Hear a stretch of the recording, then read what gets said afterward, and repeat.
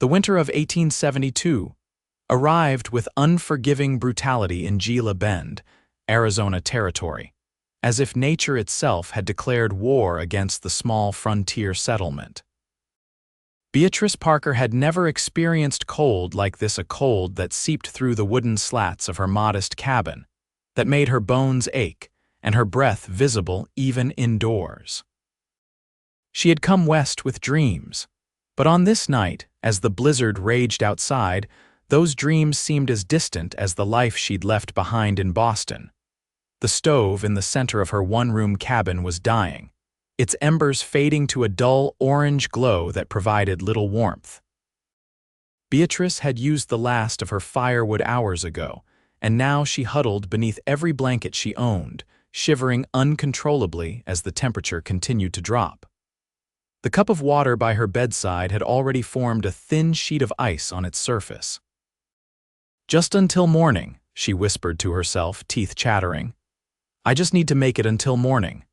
But morning felt impossibly far away, and with each passing minute, Beatrice felt her strength ebbing.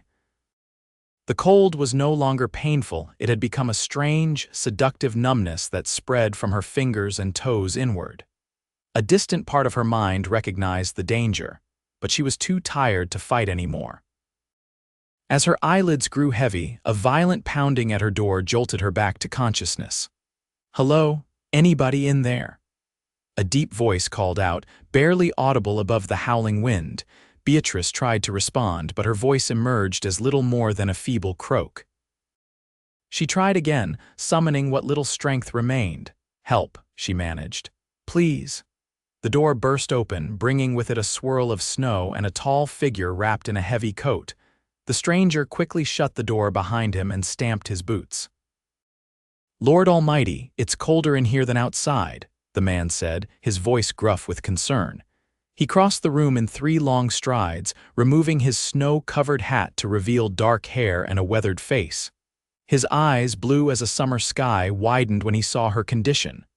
"Madam." "Can you hear me?" Beatrice nodded weakly. "Name's Ross Whitaker," he said, already moving to the stove. "I was riding back to my ranch when the storm hit, saw your light from the road and thought I'd ask for shelter." He examined the dying stove. "Looks like I came just in time." Ross quickly shrugged off his saddlebags, pulling out several bundles wrapped in oilskin. "Always carry emergency supplies," he explained, unwrapping what appeared to be kindling and a small bundle of wood. "Never know when you might need them out here." With practiced efficiency, he stoked the nearly dead embers and added the kindling, blowing gently until flames caught. As the fire grew, he added larger pieces of wood. "Not much, but it'll help," he said, turning back to Beatrice. "You're in a bad way, madam. How long have you been like this?" "Hours," she whispered. "The wood ran out." Ross frowned, his expression darkening as he took in her blue-tinged lips and the violent trembling that racked her slender frame. Without hesitation, he moved to her side. "I need to get you closer to the heat," he said, his voice gentle but firm. "May I?" When Beatrice nodded, he carefully lifted her, blankets and all, and placed her on the floor beside the now crackling stove. The heat was barely perceptible at first, but it was there a promise of life. She lay still beside the stove, her body too numb to feel much of anything. The cowboy placed his hand on hers and waited for warmth to return. "I'm Ross," he said again, perhaps realizing she might not have registered his introduction. "And you are—" "Beatrice," she managed. "Beatrice Parker." "Well, Miss Parker, I reckon it's a good thing I got lost in this blizzard, though my horse might disagree." His smile was warm, contrasting with the severity of the situation. "We need to get your circulation going." "I hope you don't mind me saying so, but those fingers of yours are starting to worry me." Ross began to gently rub her hands between his own, the friction creating a tingling sensation that was initially painful but gradually gave way to blessed warmth. As feeling returned to her extremities, Beatrice winced. "I know it hurts," he said. "That's actually a good sign, means there's no permanent damage." "Thank you," she whispered. "I thought I was going to die tonight." Something flickered in Ross's eyes, compassion, perhaps, or understanding. Not on my watch, Miss Parker. Now do you have any coffee? Tea, something hot would do you good. Kettle, on the shelf, she replied, her voice growing slightly stronger. Ross filled the kettle with water from a pitcher and placed it on the stove. While it heated, he continued to work on restoring circulation to Beatrice's hands and feet, his touch professional but kind. The initial shock of his arrival was wearing off, allowing Beatrice to study her rescuer more carefully. He was older than she had first thought, perhaps in his early 30s, with laugh lines around his eyes and a scar that ran along his jawline. His hands were rough and calloused, telling the story of a life lived outdoors. Despite his rugged appearance, there was a gentleness to him that put her at ease. "You're not from around here," he observed as color slowly returned to her cheeks. "Is it that obvious?" she asked, a hint of humor in her voice for the first time. "Most locals know better than to let their woodpile get that low in January," he replied with a wry smile. "Where are you from, if you don't mind my asking?" "Boston. I came west 6 months ago." Ross raised an eyebrow. "That's quite a change. Family out this way?" Beatrice shook her head. "No family anywhere, not anymore. I came for a teaching position at the school." "Ah, you're the new school teacher they've been talking about in town. Heard you were making quite an impression on the little ones." The kettle began to whistle, and Ross busied himself with preparing tea. The simple domestic act performed by this tall cowboy in her small cabin struck Beatrice as surreal. "How are you feeling now?" he asked, handing her a steaming cup. Beatrice wrapped her fingers around the hot cup, savoring the warmth. "Better. Still cold, but I can feel my fingers and toes again." "Good. The blizzard's not letting up anytime soon, though." Ross moved to the window, brushing aside the thin curtain to peer into the darkness. Snow was piling against the glass, and the wind howled like a wounded animal. "If you don't mind, I think I should stay until morning. My horse is sheltered in your lean-to, and I don't fancy either of us going back out in that." Under normal circumstances, Beatrice might have hesitated at the idea of spending the night alone with a strange man. But these weren't normal circumstances, and something about Ross Whitaker inspired trust. "Of course," she said. "You saved my life. The least I can offer is shelter for the night." Ross nodded, looking relieved. "I'll make sure the fire keeps going. You should try to rest." As the night wore on, Beatrice drifted in and out of sleep, always waking to find Ross faithfully tending the fire. Sometimes he would be sitting quietly, his profile illuminated by the flames. Other times, he would be adding wood or adjusting the damper. Once, she awoke to find him draping his own heavy coat over her blankets for added warmth. By dawn, the worst of the storm had passed, and with it, the immediate danger to Beatrice's life. As gray light filtered through the frost-covered windows, she sat up, feeling weak but alive. "Morning," Ross said, offering her a cup of fresh coffee. "How are you feeling?" "Like I've been trampled by a herd of cattle," she admitted, "but alive thanks to you." "Just doing what anyone would do," he replied, though they both knew that wasn't necessarily true. Many travelers would have passed by her cabin, too focused on their own survival to check on a stranger. As they shared a simple breakfast of hardtack and jerky from Ross's supplies, Beatrice learned that he owned a small ranch about 10 miles outside of town. "Nothing fancy," he explained. "About 50 head of cattle, a few horses, enough to keep me busy and fed." "Do you have family at the ranch?" she asked, immediately regretting the personal question. "No," he replied, his expression unchanged. "Just me and a ranch hand named Miguel, been that way for a while now." Before Beatrice could respond, a knock at the door interrupted their conversation.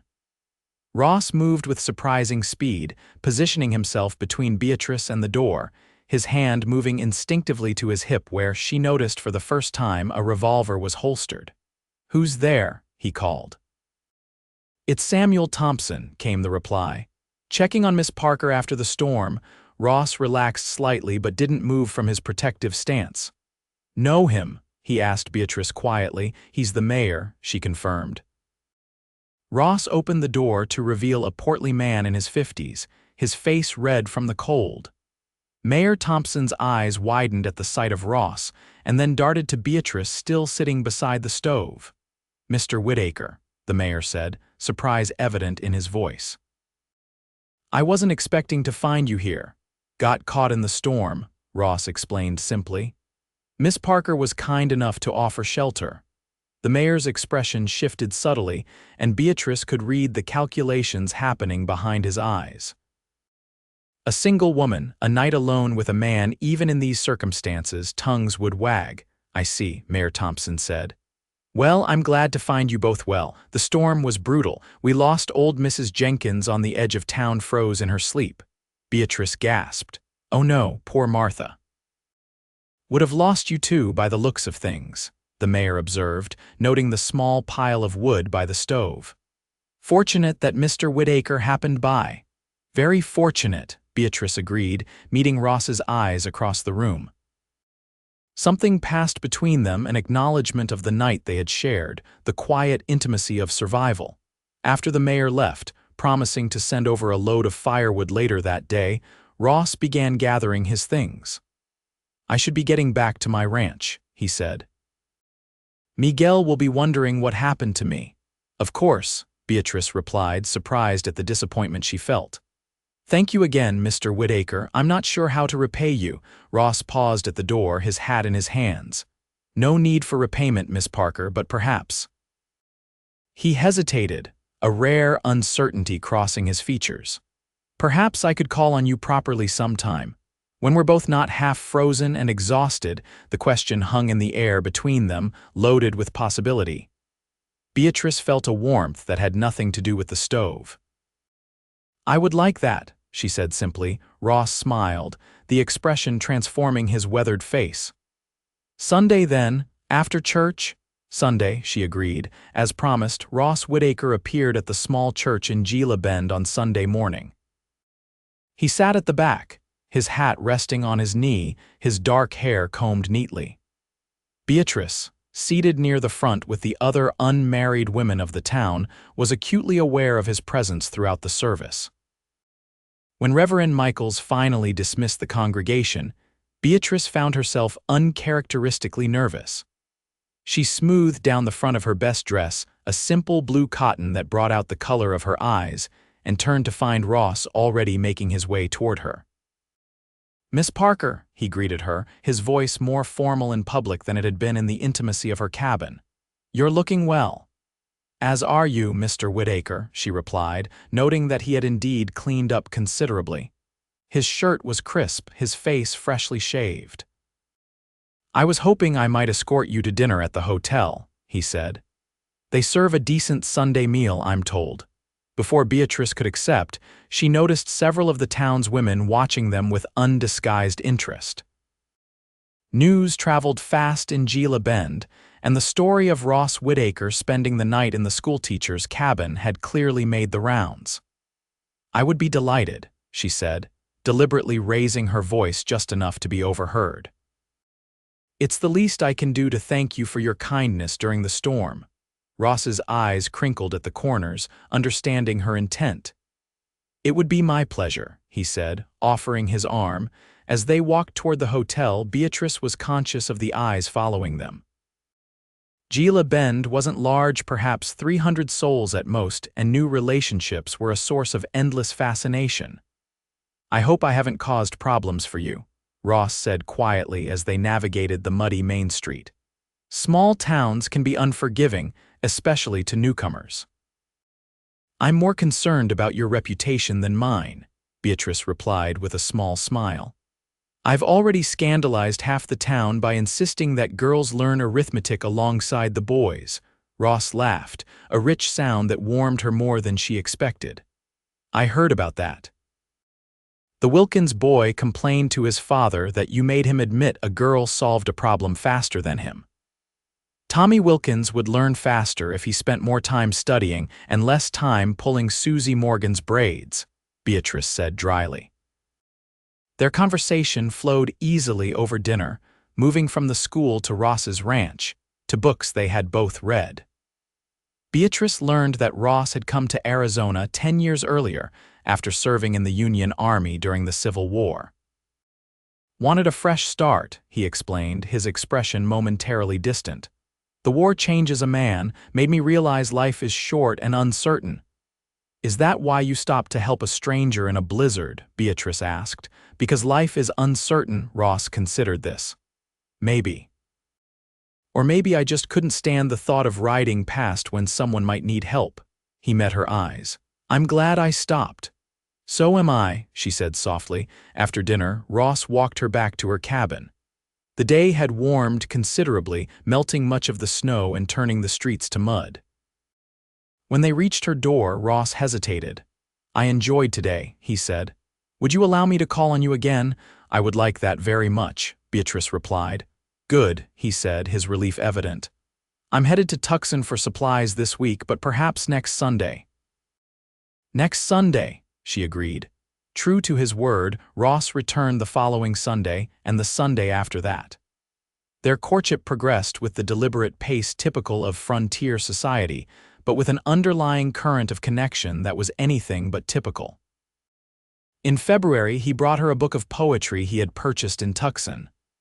In March, she knitted him a scarf, despite the warming weather. By April, when the desert bloomed with unexpected wildflowers, they were taking long walks together after church, discussing everything from politics to philosophy.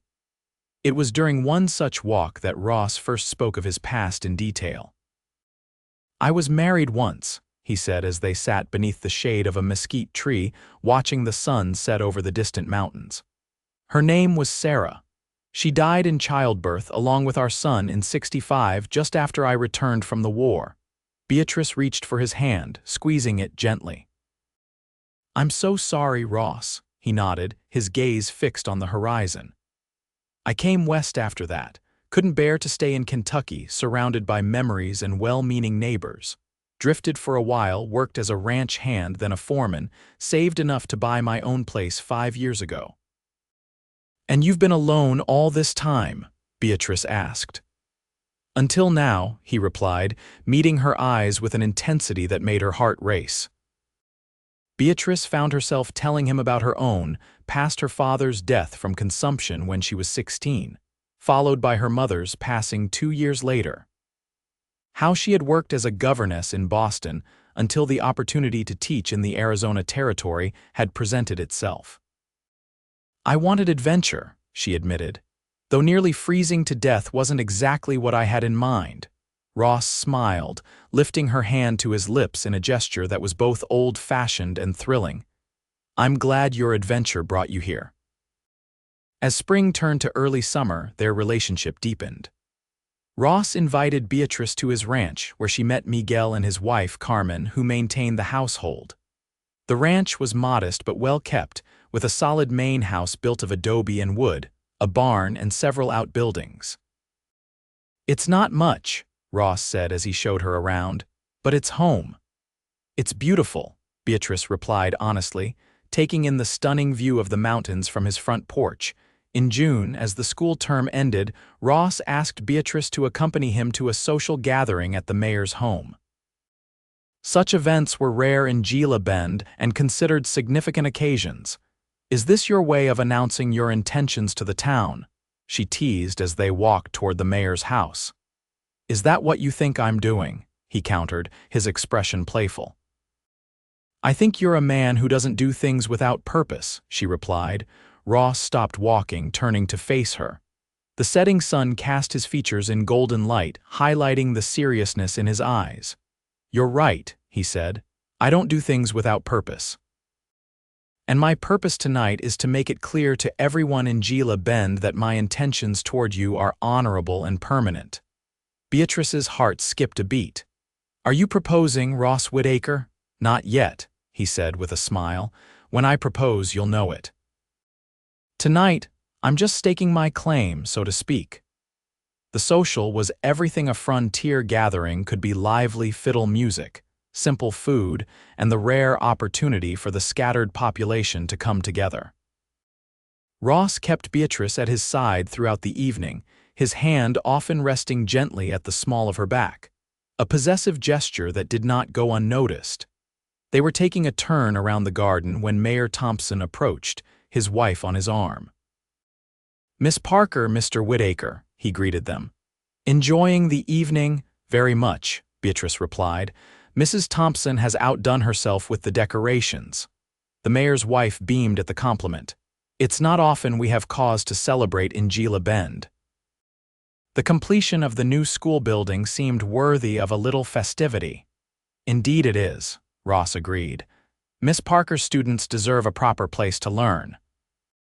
"Speaking of Miss Parker," Mayor Thompson said, his tone deliberately casual, "the school board was wondering about your plans for next term.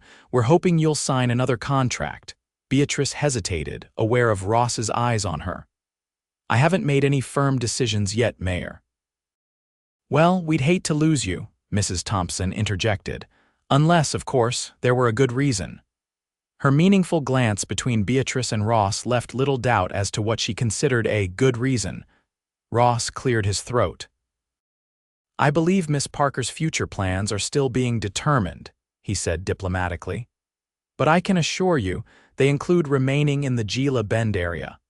The message wasn't lost on the Thompsons, who exchanged knowing smiles before moving on to greet other guests.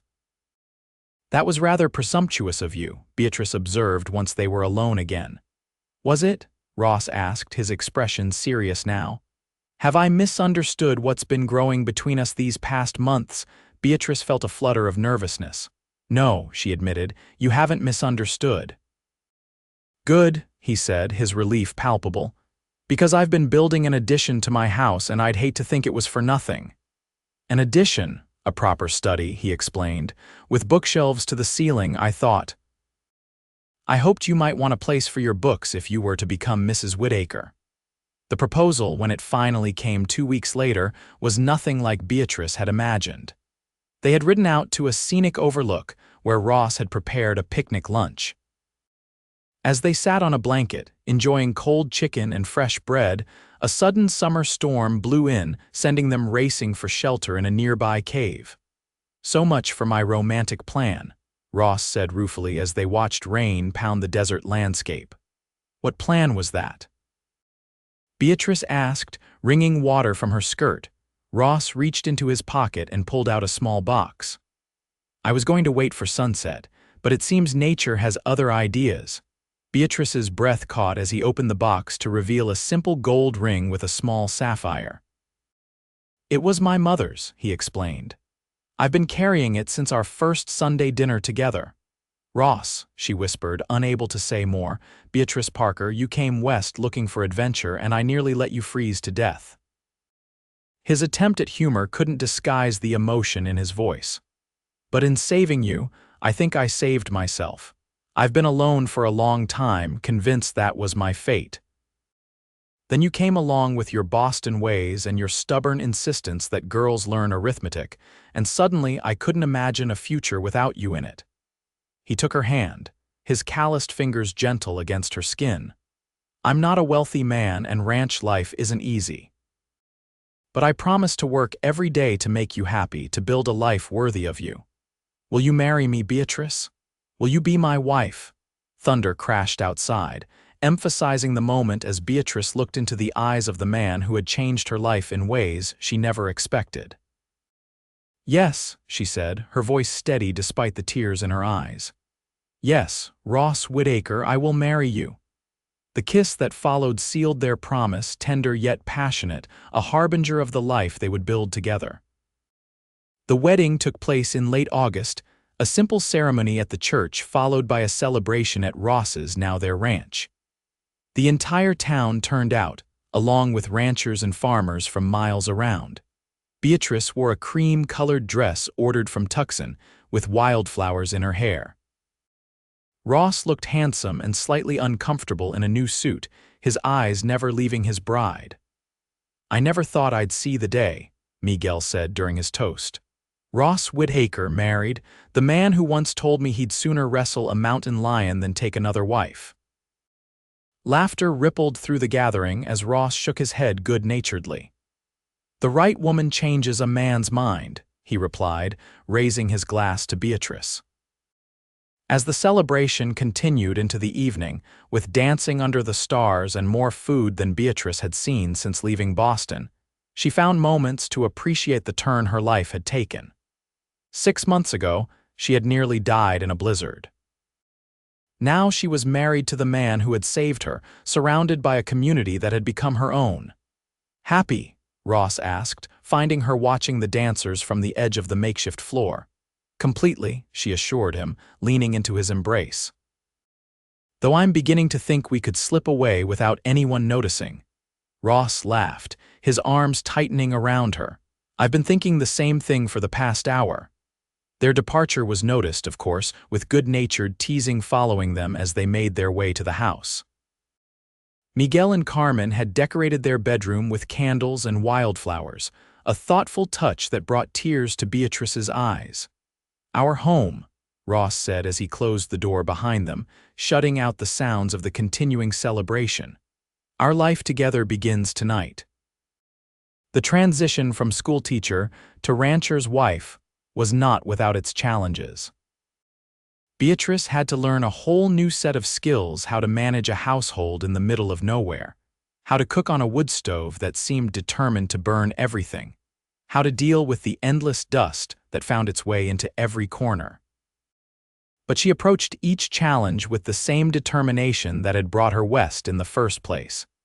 She learned to make soap from Carmen, to preserve vegetables for the winter, to recognize the signs of an approaching storm. And throughout it all, Ross was her constant supporter, never questioning her abilities, always ready with encouragement. In October, when the school board approached her about returning to teach, Ross fully supported her decision to accept on a part-time basis. "The children need you," he said simply. "And I know teaching brings you joy." So 3 days a week, Beatrice rode into town to teach, returning to the ranch each evening with stories that made Ross laugh until tears came to his eyes. "Tommy Wilkins actually asked if he could work on arithmetic with Susie Morgan today," she reported one evening as they sat on the porch, watching the sunset. "I think he's finally realized she's the smartest student in the class." "Smart man," Ross commented. "Learning to appreciate a woman's intelligence early will serve him well." November brought an unexpected visitor to the ranch, a telegram messenger from Tucson with news that left Beatrice reeling. "My aunt in Boston has died," she told Ross after reading the message. "She's left me her house and a sum of money." Ross absorbed this news silently, his expression carefully neutral. "I didn't know you had family back east." "Aunt Margaret wasn't really family, she was my mother's cousin. We weren't close, but she was my only living relative." Beatrice studied the telegram. "According to her solicitor, the inheritance is substantial. Enough to return to Boston if you wanted," Ross said quietly, giving voice to the thought that hung between them.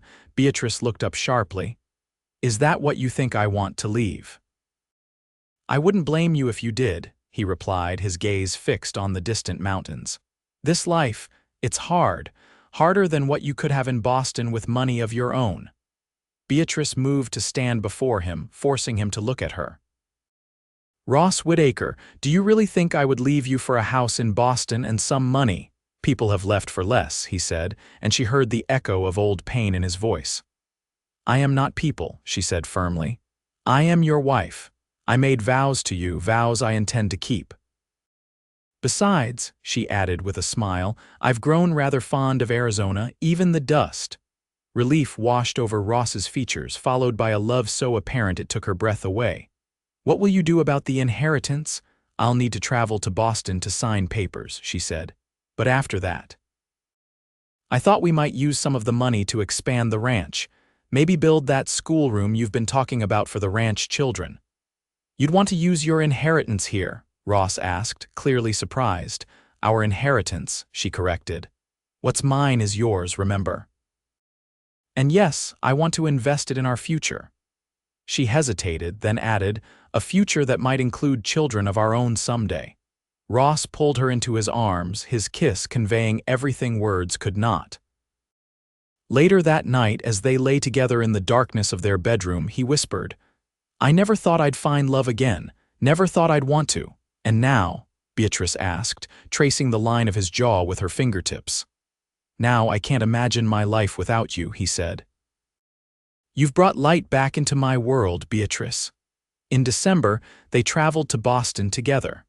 The journey was long and arduous, but having Ross at her side made it an adventure rather than an ordeal. Beatrice viewed her childhood city through new eyes, aware of how much she had changed in the year since she had left. It's so crowded, she remarked as they navigated the busy streets. And the noise, I never noticed it before. Ross, looking uncomfortable in his Eastern-style suit, nodded. Give me open skies and the sound of coyotes any day. The legal matters took less time than expected, and they found themselves with a week to spare before their return journey. Beatrice showed Ross the sights of Boston, delighting in his reactions to the theaters, museums, and restaurants. You could have all this, he said one evening as they returned to their hotel after attending the opera. Culture, refinement, convenience. And give up starlit nights on our porch, the smell of sage after rain, the way the mountains change color throughout the day. Beatrice shook her head. No thank you. I've made my choice, Ross, and I've never been more certain. They returned to Arizona in January, arriving at the ranch just as another winter storm approached. As they hurried inside, Beatrice couldn't help but remember that night a year ago when she had nearly frozen to death. What are you thinking? Ross asked, noticing her pensive expression as he built up the fire. I was thinking about the night we met, she admitted. How close I came to dying. I still dream about it sometimes, Ross confessed. Finding you barely conscious, your lips blue with cold. I've never been so scared in my life. You saved me, Beatrice said simply. We saved each other, he corrected, drawing her into his arms. As the storm raged outside, they sat before the fire, planning their future with the newfound security of Beatrice's inheritance. They would expand the ranch, build a proper schoolroom for the children of neighboring ranches, perhaps even start a small lending library for the community. And children? Ross asked cautiously. Is that still something you want? More than anything, Beatrice assured him. Though nature seems to have her own timetable.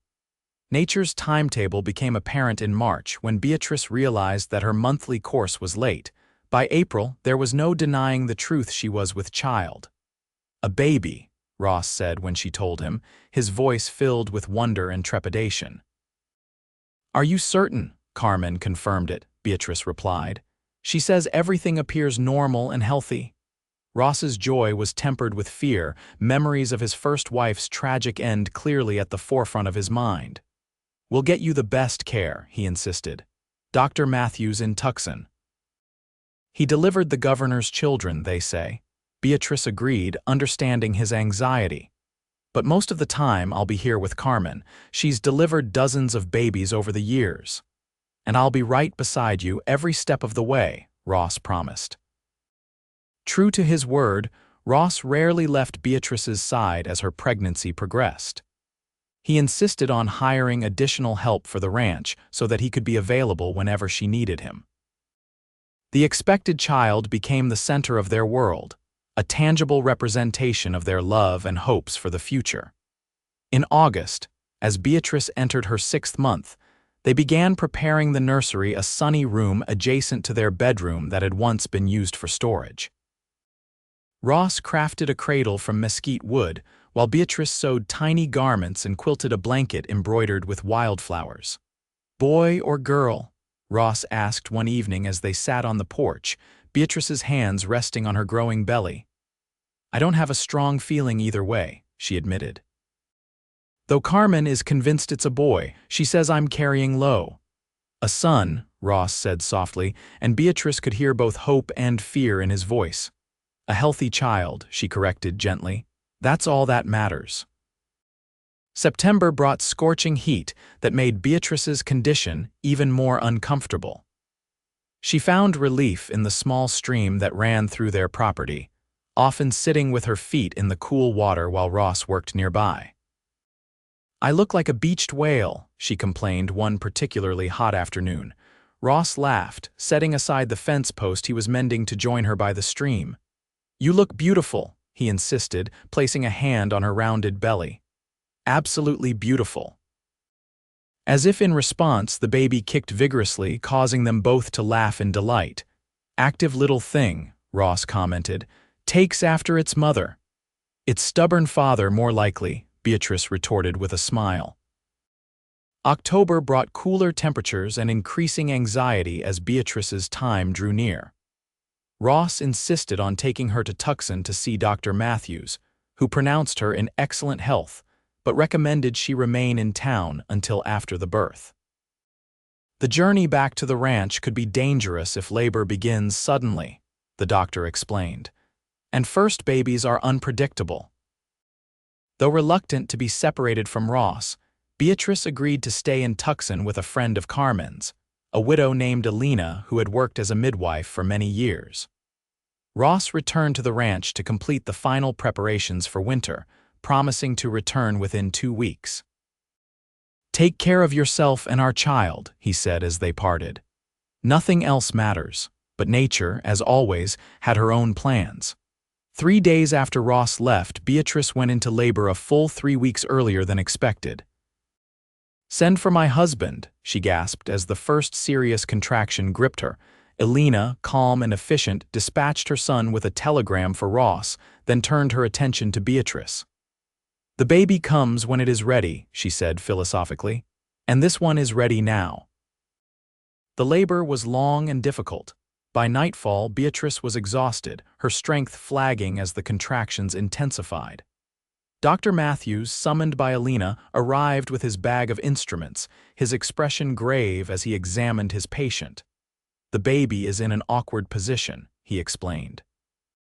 "We may need to consider alternatives if progress isn't made soon."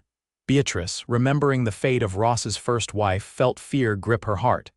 "Please," she whispered, "save the baby if you have to choose."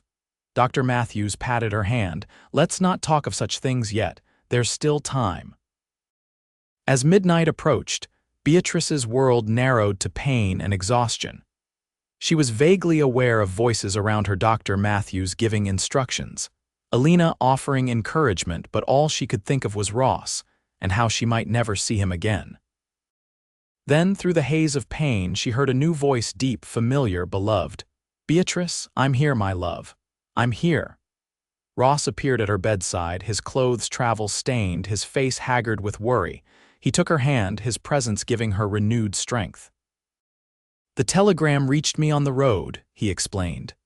"I was already on my way back. How are you?" "Better now," she managed between contractions. "Our baby is stubborn." "Like its mother," he said, echoing her earlier words. With Ross by her side, Beatrice found new determination. When Dr. Matthews instructed her to push, she did so with every ounce of strength she possessed. And finally, as the first light of dawn crept through the windows, a cry split the air, the lusty wail of a newborn entering the world. "A boy, Doctor," Matthews announced, placing the squirming, red-faced infant on Beatrice's chest. "A healthy son." Tears streamed down Ross's face as he gazed at his wife and child. "You did it," he whispered. "You're both alive." Beatrice, exhausted but triumphant, smiled up at him. "We did it," she corrected. Together, they named the boy Samuel Ross Whitaker, after Beatrice's father and his own. For 2 weeks, they remained in Tucson, allowing Beatrice to regain her strength before the journey home. Ross rented a wagon with a proper bed for his wife and son, ensuring their comfort for the trip back to the ranch. Their arrival was met with celebration. Miguel and Carmen had prepared the house and spread the news to neighboring ranches. Visitors came throughout the following days, bringing gifts and well wishes for the new addition to the Whitaker family. "He has your eyes," Carmen observed as she helped Beatrice bathe the infant. "And his father's chin," Beatrice added, noting the already stubborn set of the baby's jaw. Ross took to fatherhood with a dedication that surprised even him. He spent hours simply watching his son sleep, marveling at the tiny fingers and toes, the perfect miniature features. "I never thought I'd have this again," he admitted to Beatrice one night as they stood over the cradle. "After Sarah and the baby died, I closed that door in my heart. "And now," she asked, leaning against him. "Now I can't imagine our life without him," Ross said, his arm tightening around her waist. "Without you. You've given me a second chance at happiness, Beatrice, a second chance at family." Winter settled over the ranch, but this year there was no fear of cold or isolation. Their home was warm, well-stocked, and filled with the sounds of new life. When snow fell in December, blanketing the desert in white, Beatrice stood at the window with Samuel in her arms, watching Ross clear a path to the barn. "That's your papa," she told the infant, who gazed at the world with curious blue eyes. "The man who saved my life, who gave me you." As if understanding, Samuel cooed and waved his tiny fists. The years that followed brought both joy and challenges. The ranch prospered, allowing them to implement many of the improvements they had planned. The schoolroom was built, and Beatrice began teaching the children from neighboring ranches 3 days a week, with baby Samuel nearby in a cradle when Samuel was 2. A drought struck the territory, testing the resources and resolve of every rancher. Ross worked tirelessly, digging deeper wells, moving cattle to better grazing land, doing whatever was necessary to preserve their livelihood. "We'll get through this," he assured Beatrice as they rationed their water and watched the sky for signs of rain. "We've faced worse." And they did get through it. The rains finally came in August, turning the parched landscape green almost overnight.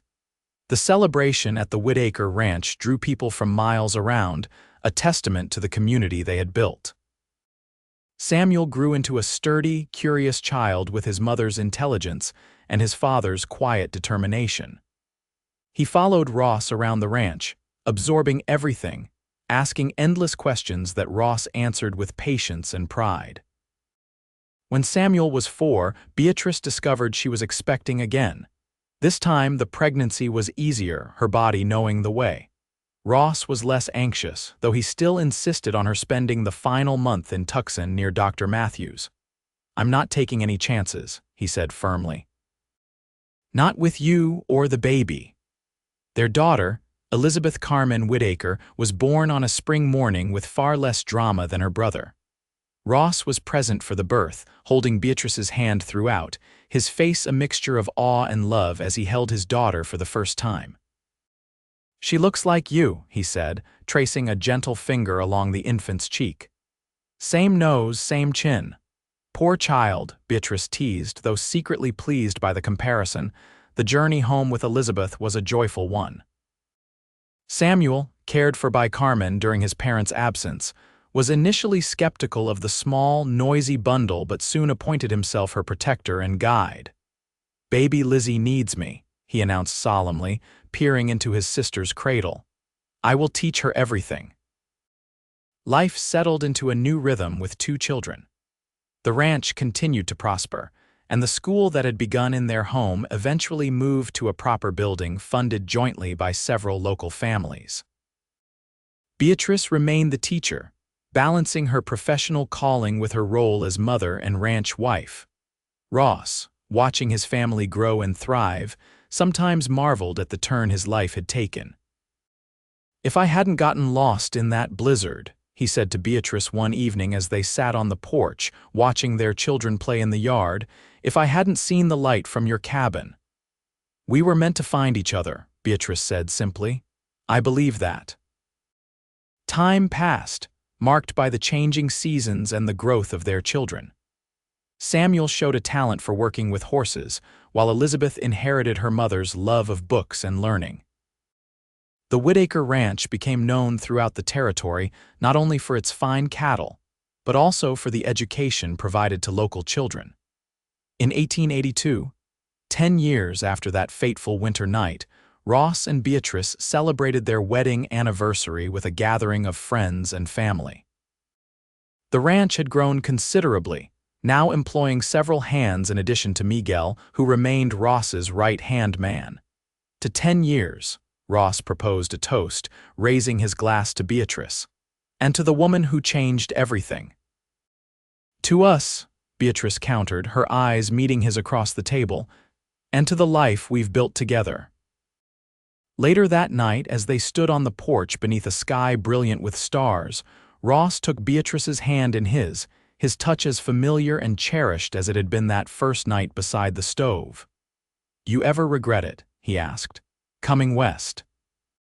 Marrying a rancher instead of some Boston gentleman?" Beatrice turned to face him, seeing in his weathered features the same strength and kindness that had drawn her to him from the beginning. "Not for a single moment," she said. "This life, our life, is everything I never knew I wanted." Ross smiled, pulling her close. "Remember how it started, you half frozen beside that pitiful excuse for a stove, me just trying to get out of a blizzard?" "I remember," she said softly. "You took my hand and waited for warmth to return." "I've been warming my heart at your fire ever since," he murmured against her hair. As they stood together under the vast Arizona sky, surrounded by the home they had built and the life they had created, Beatrice thought of how far they had come from that desperate winter night. From strangers thrown together by circumstance to partners bound by love and choice, their journey had been one of courage, faith, and unwavering commitment.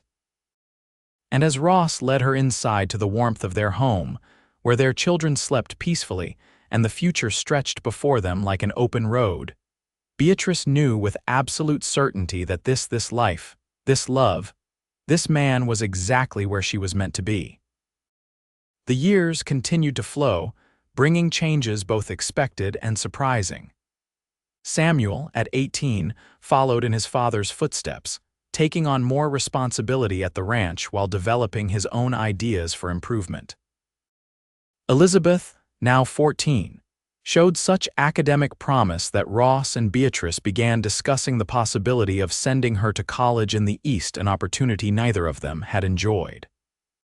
She could go to Vassar or Smith, Beatrice mused one evening as they reviewed their daughter's latest academic achievements. With her mind, there's no limit to what she could accomplish. If that's what she wants, Ross agreed, though I'll miss her terribly. Their family expanded again when Samuel, at 22, married Maria Gonzalez, the daughter of a neighboring rancher. The young couple built a home on Whitaker land, ensuring that the ranch would continue into the next generation. "Did you ever imagine this?" Beatrice asked Ross as they watched Samuel and his bride dance at their wedding celebration. "When you found me that night, did you ever imagine all that would follow?" Ross shook his head, his hair now streaked with silver but his eyes as bright as ever. "I just wanted to get you warm," he said with a smile. "Everything else was a blessing I never expected." As they entered their third decade together, Beatrice and Ross found a new rhythm to their days. The ranch was increasingly under Samuel's management, giving them more time to pursue other interests. Beatrice expanded the school into a proper academy that served children from throughout the county. Ross, always good with his hands, took up woodworking with serious intent, crafting furniture that became sought after throughout the territory. When Elizabeth departed for Smith College in Massachusetts, the house seemed strangely quiet. "It's just us again," Ross observed on their first night alone. "Like when we were first married." "Not quite," Beatrice replied, thinking of their son and daughter-in-law just down the road, of the grandchildren that would surely come. "We've built something larger than ourselves, Ross. Something that will outlast us." Their first grandchild, Robert, arrived the following spring, a robust boy with Samuel's dark hair and Maria's dimpled smile. Holding him, Ross felt the circle of life complete itself in some profound way. "From near death in a blizzard to this," he said to Beatrice as they took turns cradling the infant, "life is a strange and wonderful journey." "And ours isn't over yet," she reminded him, "not by a long shot." Indeed, as they approached their 30th wedding anniversary, both Ross and Beatrice remained active and engaged with life. They traveled more, visiting Elizabeth in the East and exploring parts of the country they had only read about. They welcomed 3 more grandchildren, Samuel and Maria's daughters, Alina and Sophia, and their second son, James. The Arizona territory changed around them, becoming more settled, more connected to the wider world. The railroad came through Gila Bend, bringing new opportunities and challenges. But through it all, the Whitaker Ranch remained a constant place of work and love, of family and community. In the winter of 1902, exactly 30 years after they had met, Ross and Beatrice found themselves once again facing a blizzard. The storm wasn't as severe as the one that had brought them together, but it was serious enough to keep them housebound for 3 days.